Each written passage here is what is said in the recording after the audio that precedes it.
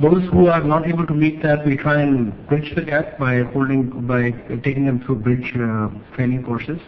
So there is, at least as far as call logs are concerned, it has captured completely in English.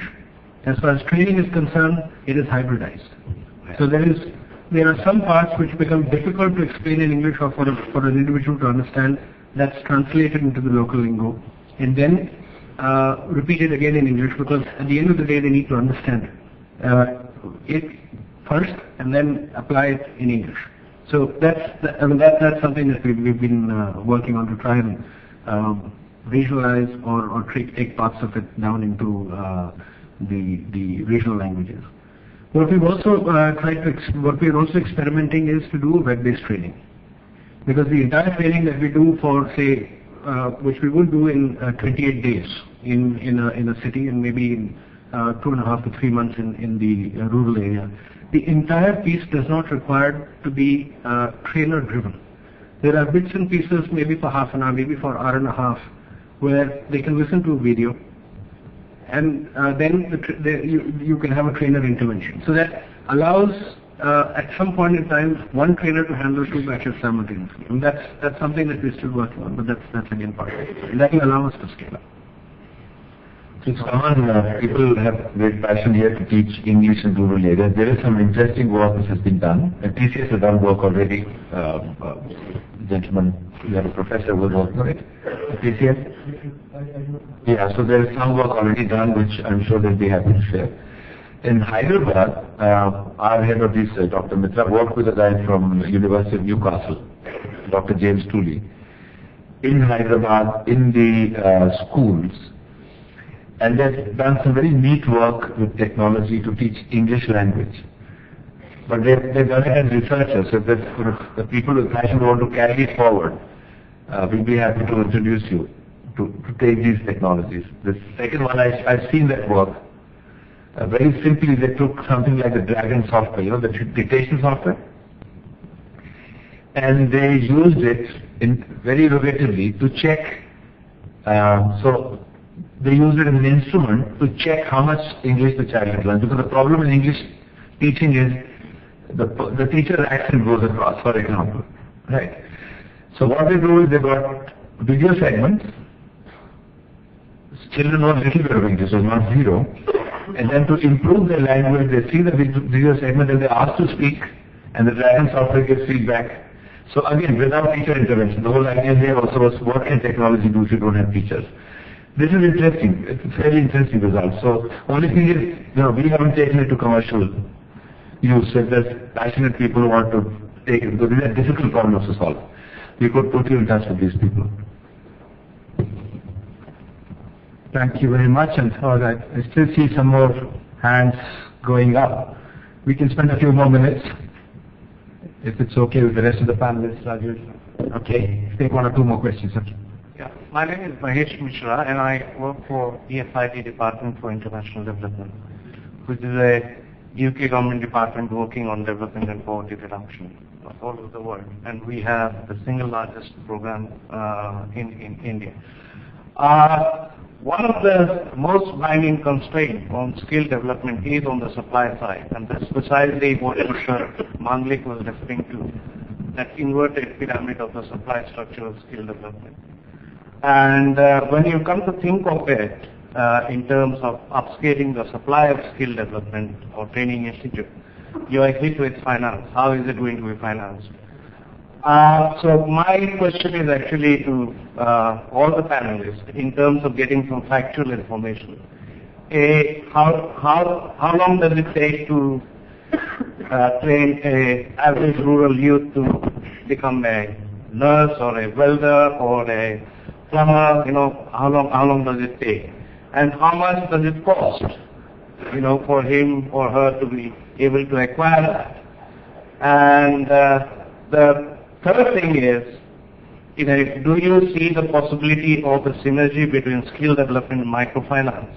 Microfinance funding, acquisition of skill, and organizations like NIIT and National Foundation helping those who are acquiring skills to find employment in their member companies. Do you see that as a possibility? I'll just give a quick comment about that, and then I'll request the rest of the panel members to talk about the schemes that are currently under play. One at the school level. This is on an experimental basis carried out by the Center for Civil Society. This is introducing or experimenting with a voucher-based education system at the primary and secondary school education, essentially empowering the children, empowering families, empowering communities to choose the type of education that their children would have. So the vouchers can be redeemed in appropriate schools. The students, some of the bright ones, really take the trouble of redeeming those vouchers in better schools, not necessarily the government schools. They go to private schools that are available in that area. There's one district called Thiruvannamalai in Tamil Nadu where this experiment has been successful. That's number one. Number two, vocational training. There is a couple of ITIs, the training institutes that impart vocational training, both in Kerala and Tamil Nadu, where they identify users, preferably youth from rural areas, who are provided training for 2 to 3 years. They don't have to pay a penny. The education, the cost of education, and their stay in these locations are taken care of, and they're guaranteed jobs because it's so difficult to get qualified people. Nursing is one area where this experiment has been extremely successful in Kerala. And electronic manufacturing is another area where the TVS group of companies has set up a similar facility. The college, the ITA institutes have been booked for the next 9 years, which means they cannot take any more candidates into these ITIs, and all of them have been guaranteed jobs. So there are pockets of such things that are happening where the funding is done by institutions and organizations like that. Perhaps others might like to add also. And I'm really excited about this voucher-based system. It hasn't worked in the Western world, and that's no reason why we should drop it here. We should really bring it to the context of the Indian society and really see if it can be made to work. So first on the cost and financials, I think you asked the question. I would say that you want to get some thumb rules, you can use something like about 30 rupees per hour with a group of 20 or 30 learners as a cost. If you want to get many skills, you're looking at maybe a couple of 100 hours of skills, of training. Some will be 100 hours, some will be 200 hours. If you're preparing a person for a year on an IT role, it could be about 400 to 500 hours. So those are some building blocks. Now, at least the way we look at it, we want to say that ultimately the model should be such that the beneficiary, which is the individual, should be able to pay. Right? So now, these young kids in a small town don't have the confidence that if they pay, will they get a job or not. So and therefore the willingness to spend, the parents' willingness to spend is a question. Now, I'm just giving this example of DLC because here we have tried to use all the experience of 25 years into seeing how do we make it workable. So these 300 and some kids in a center where the running cost is 10 million rupees, as I said, what we're saying is that 1/3 is what we are putting as subsidy as the founder and whatever else. 1/3 we want the employers to pay, and 1/3 the child should pay. The parents should pay because they have to have some skin in the game. Otherwise you get into this entitlement mentality and say, what's the use of education you get? People start getting belligerent, even though you give them something free. They have to have their skin in the game. So if you do 1/3, it's about 10,000. Now what we are hoping is that at the end of 2 years, we would have had about 500 or 600 young people who would have got jobs, and we are looking at about 12,000 to 15,000 rupees a month kind of job that the IT sector gives. All that remains is to thank the panelists for the excellent presentation all three of them made.